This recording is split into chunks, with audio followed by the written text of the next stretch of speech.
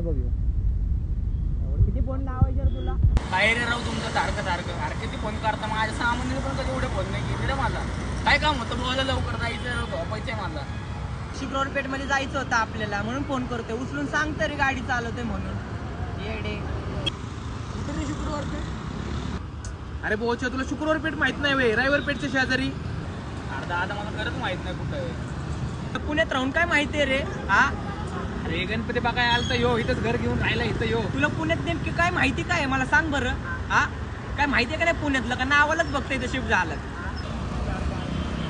हो मला बुधवार पेठ माहिती तिथवर नेतो मी त्याच्या पुढे तुम्ही मला रस्ता द्या चालले चंबडे यो साईल माहितीये का असलाच फालतोय ना म्हणून बुधवार पेठ माहिती याला